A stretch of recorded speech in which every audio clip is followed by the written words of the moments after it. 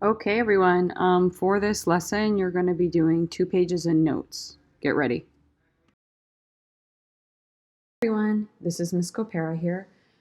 This is a special video lesson for my art leaders, my blue group. They are going to go ahead, they are going to teach different Getty paintings to the class. So if you're in this group, you should be super excited.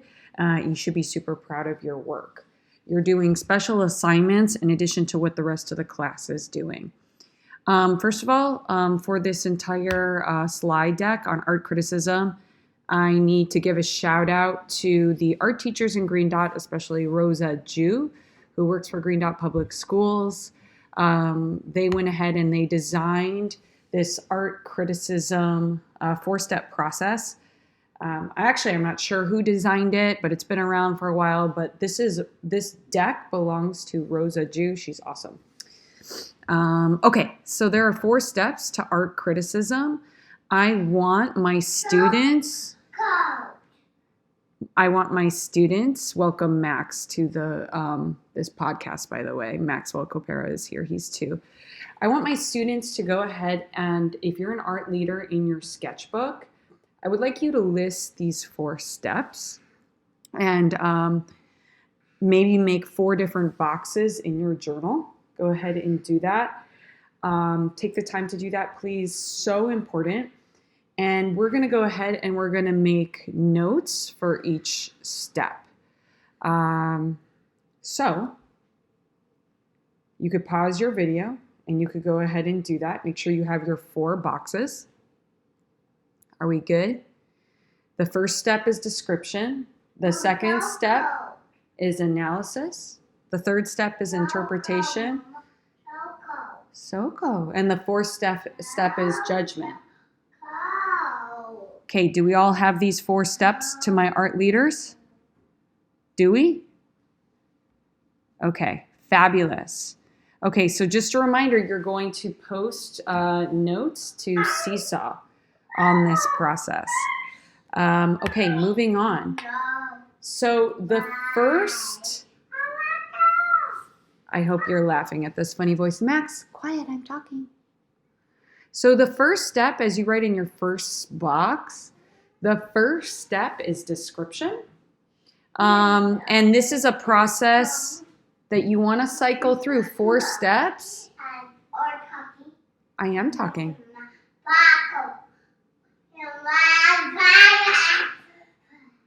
Distance learning life. The first step is description. Okay, and you need to describe what you see in the painting, describe everything that you see.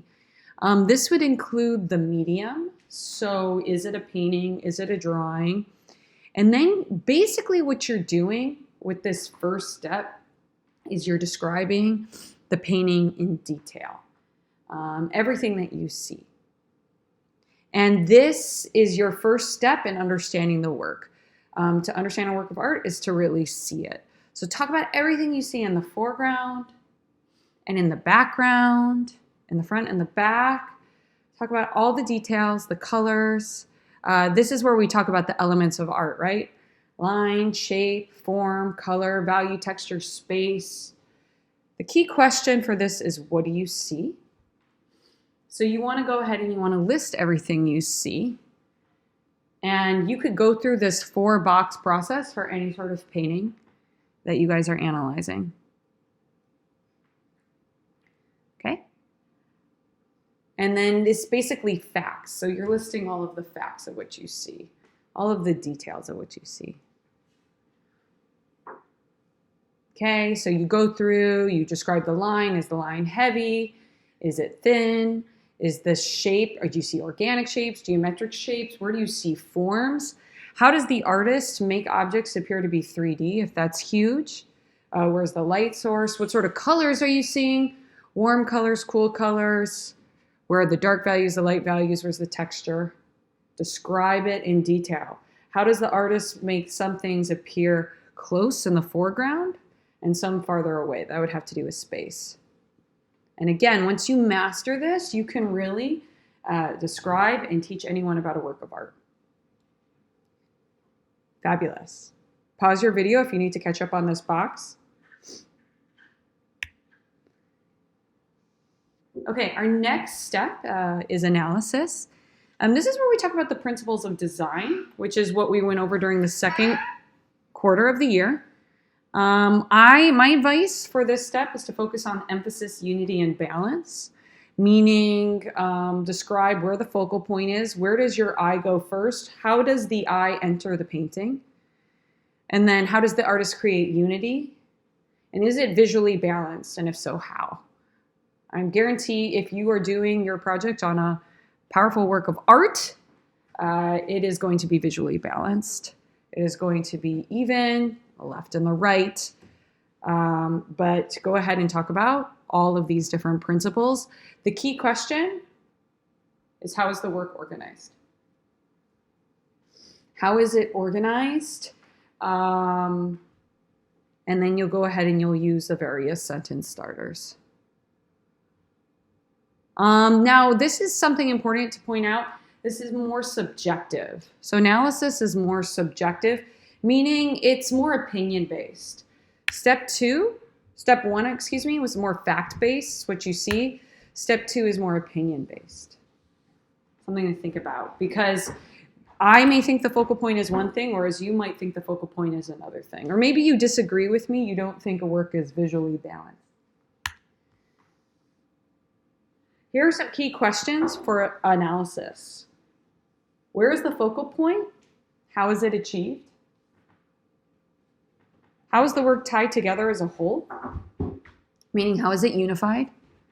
So remember to explain how the artist does all of these things. Do they have converging lines for the focal point? Converging lines. Is the focal point isolated? Or do you see it because there's a lot of visual contrast? How does the artist achieve unity? Is there repetition? Like, are certain elements repeated again and again? How does he tie it together? Is there a limited color palette? And then visual balance. How is it achieved? So where is the work of art heavy? Visually heavy. Where does your eye go? What has a lot of power? What's dominant? Okay, that's step 2, analysis. Fabulous. Okay, step 3, this is where things get even more fun and spicy, meaning they're getting more subjective. You get to describe what is the message, what is the point, what is the theme in this work of art? What is the theme? Meaning, what is the artist saying and why? What is the mood? How do you feel? What do you think about when you look? Okay, there are differences. There are obvious differences between a strong interpretation and a poor interpretation. Your key question for this is, what is the artist? Jacob, Mama. Oh, there's Jacob. Yeah. My kids are here. What is the artist trying to communicate, and how do you know? So what is the artist saying? Okay, so a strong interpretation. I hope you guys are enjoying these squeals. A strong interpretation is an educated guess, meaning you're connecting it with evidence, physical evidence from the painting. Fabulous. So you're really describing in detail everything that you see with evidence, meaning if you're saying that a painting is about love, you're explaining, well, why is it about love? You know, you could back it up. A poor interpretation, you're just guessing. You're not really talking about the image. You're not grounding it in evidence. So this is something important to understand. In art, evidence is what you see, right? So really everything that you described in step 2 and step 1, that is the basis for your evidence and the basis for your opinion. So something to think about. Steps 1 and 2 are facts, are more factual, meaning like what you see. We start to get subjective with step 2 because we could disagree about how a work is unified or what the focal point is. And this is where most of your evidence lives. But in step 3, when you're talking about a theme, you want to connect it back to evidence in your second and your first paragraph. Okay, step 4, judgment. Okay, this is your own personal opinion. Is the work of art good? Why or why not? To what degree is the work of art successful? Why or why not? You're going to talk about something called aesthetic theories. We're going to talk about that in another day, aesthetic theories, in another slide deck that was done by Rosa Jew. But the key question for judgment is this a successful work of art? Is this work of art successful? Meaning, is it a good work of art? Yes or no? Again, this is opinion-based, your personal opinion. Okay, so make sure you've paused your video and you've done these notes in 4 separate boxes. And then as a practice, we're going to go through this and we're going to describe everything that we see. So what I want you guys to do, yeah, what do you see in this painting? So everyone like pause your video. So on a separate new sheet in your visual journal, I want you to go ahead. I want you to practice this. So take a moment. What do you see? Describe everything you see. I see a bunch of weird metal things. Yeah, so it's totally weird, right? And my students here would be talking about light and value and shadow too. It looks like weapons. It looks violent. Do you see a baby? Do you guys see a baby? How many babies do you see? 1. 1.5. 1. Yeah, there are a lot of babies. So you would list that. 1. Does the baby's head, do the babies look 3D? Yeah, I see they 1, look Mama. 3D. I see 1, Mama. Mm-hmm. I see 1. I know. You see one? They look 3D. Why do they look 3D? Where is the light coming from? The light is coming from over here, Mhm. not from over here. Right. So they look very 3D. So for me, my eye, where does your, well, we don't want to get to step 2 yet, but you would describe everything you would see. Talk about the color. What kind of colors do you see? Mostly just black, brown, white, and gray. Mm-hmm. So that's going to like get us to think about like there's a move. Tiny bit of red. What kind of texture do you see? Is it smooth or is it rough? Rough. It's rough, or is it smooth? Maybe, why do you say rough? Mm. I feel like the baby's head is smooth, but all the trash makes it rough. What do you think? Mm-hmm. Okay. And then let's see. So we talked about color. We talked about texture. Let's talk about space. What feels close to you?